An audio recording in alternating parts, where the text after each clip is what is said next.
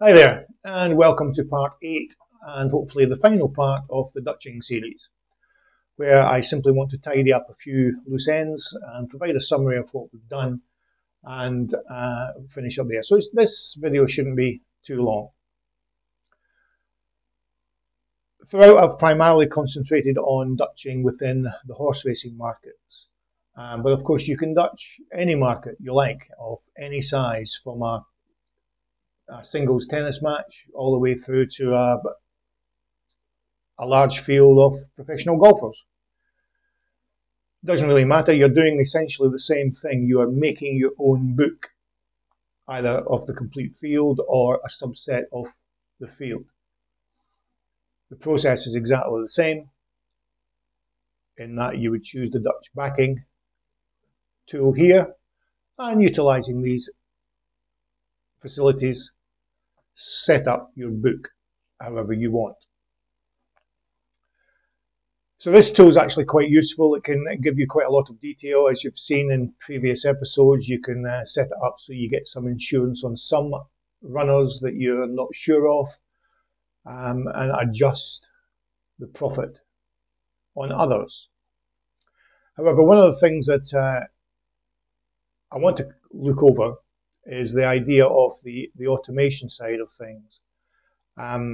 Specifically, if I set up or start to set up a Dutching rule, the Dutching option here, as you'll see, is limited. It doesn't have the same flexibility as that dialog box I just showed you if you were doing things manually.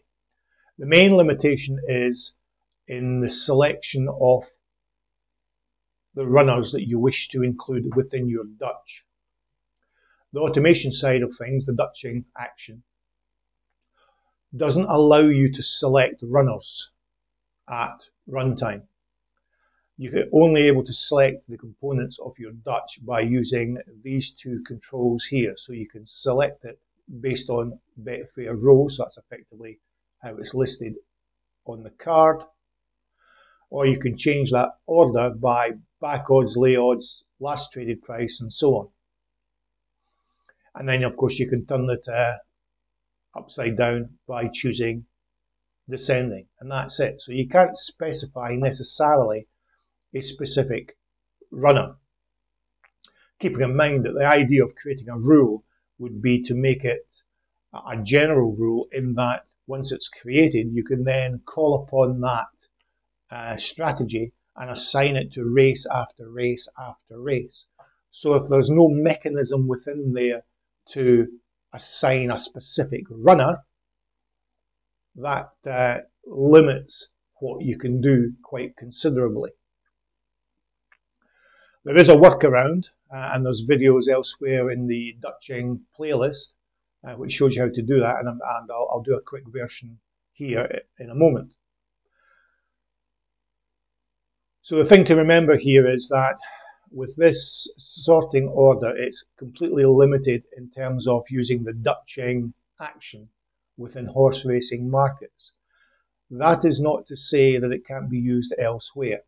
So once you've set up your selection or sorting, you can choose the selections either by choosing all of them or using indices, where you can put in a number that relates to the order as they are listed here. So if we set Betfair row ascending, that will be that list there. So if I put in a 2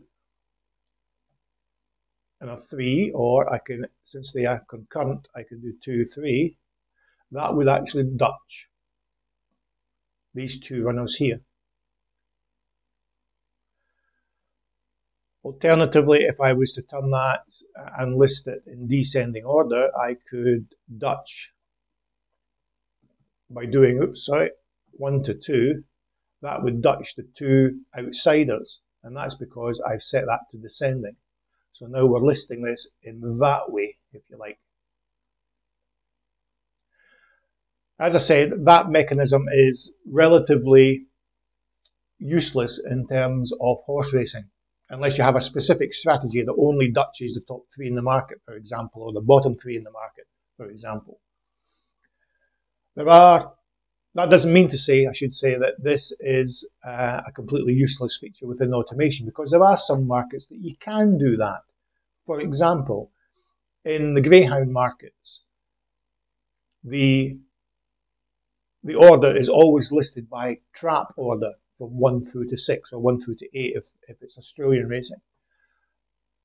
So you can use that. It's always the same. So if you have a strategy, say for example, there's a recognized bias at a particular track where the inside traps tend to have a better chance of winning. Well, you could set up a strategy that simply Dutches the traps 1, 2, and 3. And that's a consistent thing that you can apply to that particular meeting. Similarly, if you were to go to the football markets, all the football markets, they are all organised in exactly the same way. So in the match markets, it's the home team first, the away team second, and then the draw. That order is always the same. Similarly, with the correct score markets, all the potential correct scores are always listed in the same manner.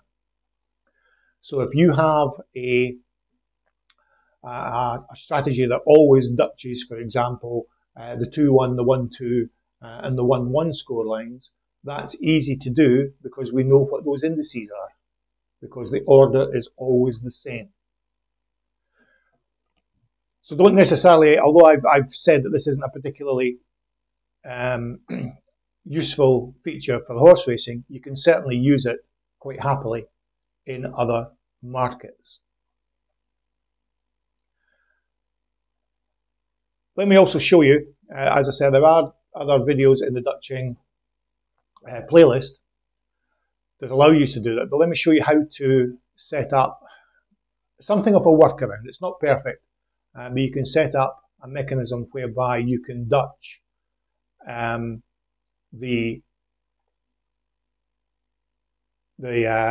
selections within your horse race in advance by using the percentage book option when you're specifying the stake. And to do that, let's just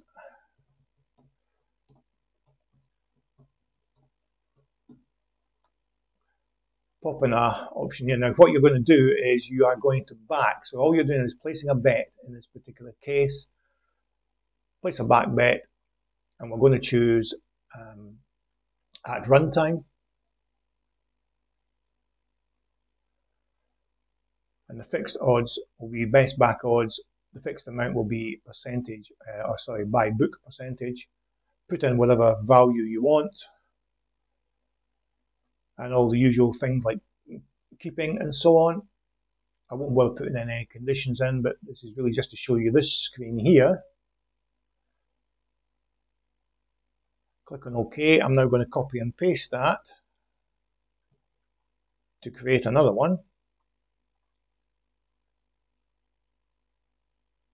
Again, you'd obviously give it a proper name. So imagine we wanted to Dutch 2 runners.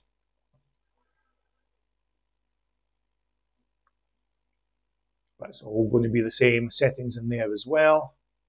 Click on OK. So now we've got a basic selection process. We'll save that. And let me just switch to simulation mode before I inadvertently put some money in the market.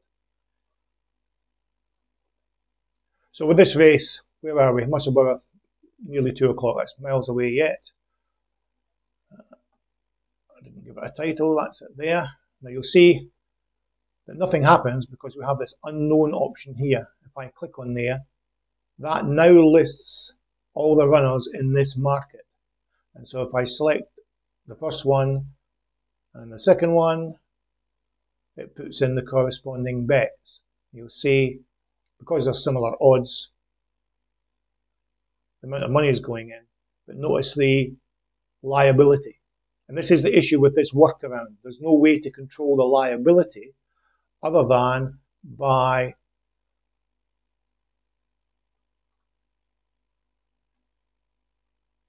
setting this figure here. So once you've established a sort of a range of liabilities you're likely to get based on whatever figure you use here, you would stick to that. Essentially, that figure represents the amount of money that would be put in the market if you were to back every runner. Okay, so if I now switch to another race, let's see if we can find one with a decent number of runners in it. That'll do. So again, if I assign this strategy, I can pick, and you'll see the list is now listing all the runners for this market. So you can do this all in advance. And you'll see in this one, because I've chosen runners at much bigger odds, the amount of money I'm using in the market is much less. So I've only got a stake of £31. So it Dutches, but the liability varies. So you may or may not like that. So that's the main drawback with Dutching automation within the horse markets. It's limited. It doesn't have the same level of functionality and control that you've got by doing it manually. So I prefer to do all my Dutching manually, but I only have automation set up to do the green up process. The drawback with that, however, is that generally speaking, you can't do this in advance, whereas this type of thing here, you can set it down in the morning. You see here, I'm 5 hours away from the start of this race, and I can set it up to select my runners in advance. I haven't configured it to wait until just before the off for the actual bets to be submitted, but I could do that, obviously.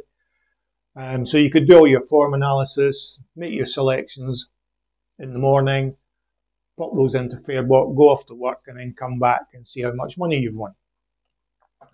So that's the main differences and things I wanted to flag up with regard to the automation side of things.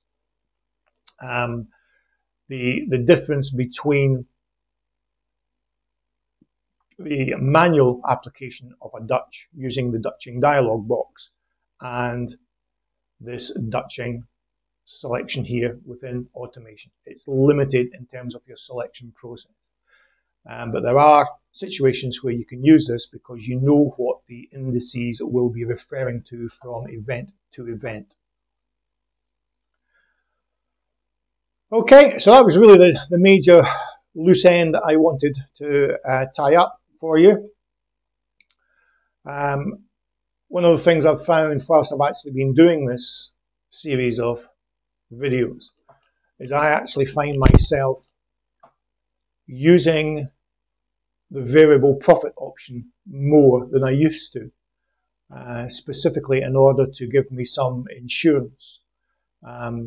Again, you've seen this before. So for example, imagine I was thinking about those 3 runners, but I wanted Nordic Glory. Just as insurance, you can use these little controls here to specify how much money or the stake size. So if I set that to 0, if Nordic Glory went on to win, it would essentially be a scratch trade. And I can vary the ratio between these 2 runners as well to adjust the profit I would ultimately get on. But so I find myself using that mechanism more and more, and that's as a result of actually developing these videos for you to watch. Okay, I think that's more or less everything I wanted to cover in these Dutching videos. Obviously, if you have any questions, just pop a comment down and I'll try and get to them whenever I can. In the meantime, thank you very much for your time. I'll catch you in the next one. Cheers.